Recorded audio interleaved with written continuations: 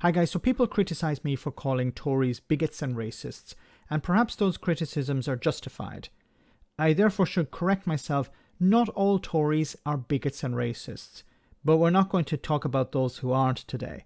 This was demonstrated during a liaison committee that Boris Johnson was attending.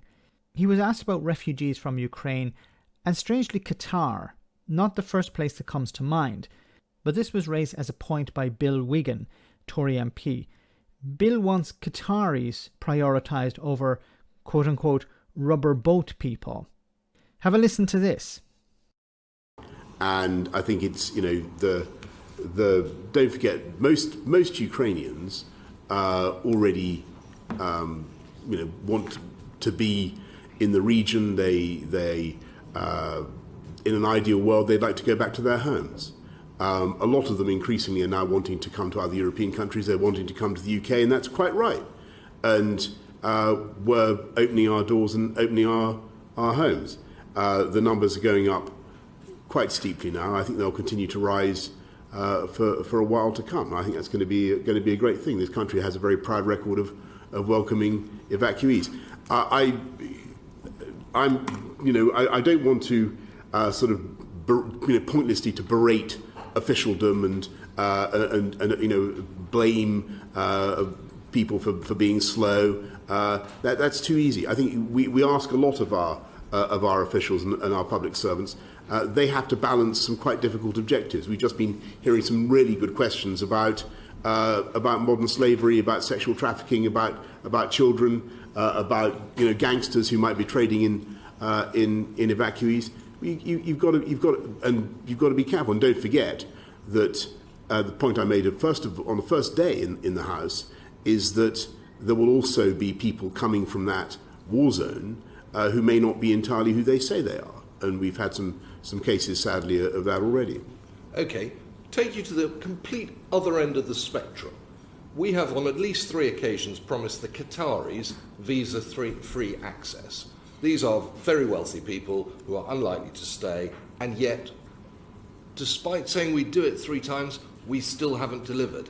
And I'm really worried, Prime Minister, that everything you've said to us today, I actually want to happen, but it isn't happening. And the only people who are turn up in rubber boats. Why can't we get the right people through our immigration system instead of the wrong ones? Well, so if I understand you correctly, Bill, what you're saying is why can't the Qataris and other Gulf countries have visa-free access? Well, we want Ukrainians, we want Qataris, and we don't want people in rubber boats. No, well, we're not getting it. No, sure. So.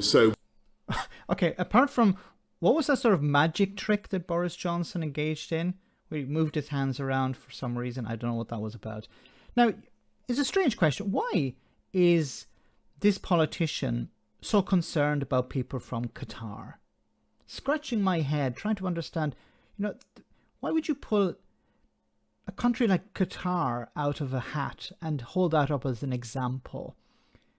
Really strange, isn't it? And the fact that he says we don't want these people coming in, the people in rubber boats coming. We want the Ukrainians. And of course, he's talking here not about refugees. He's talking about immigration here. Which is completely different. The people are escaping war. They're not coming to the United Kingdom to pick fruit. Okay, but once again, I have to ask this question. Why Qatar? I don't understand until I saw this.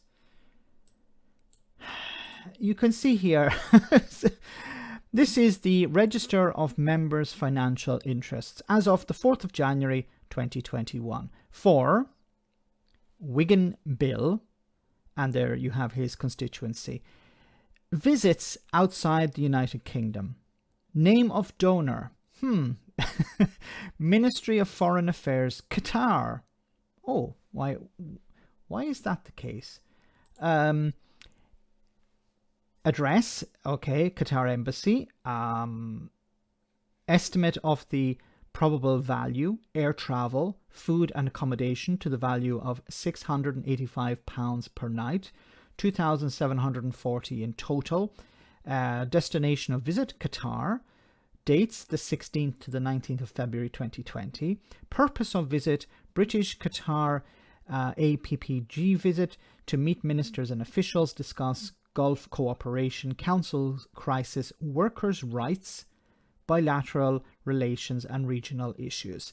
So Bill visited Qatar, and then for some miraculous reason, some unknown reason, when he was in the select committee and the issue of refugees came up, he suddenly jumped to, well, we need to help bring in some people from Qatar. Isn't that strange?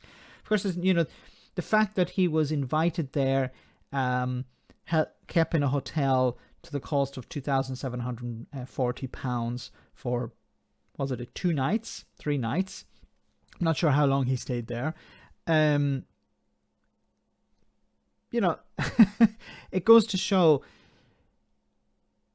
if you invest in the right politicians, they're not very expensive. £2,740 is buttons when we're talking about corruption.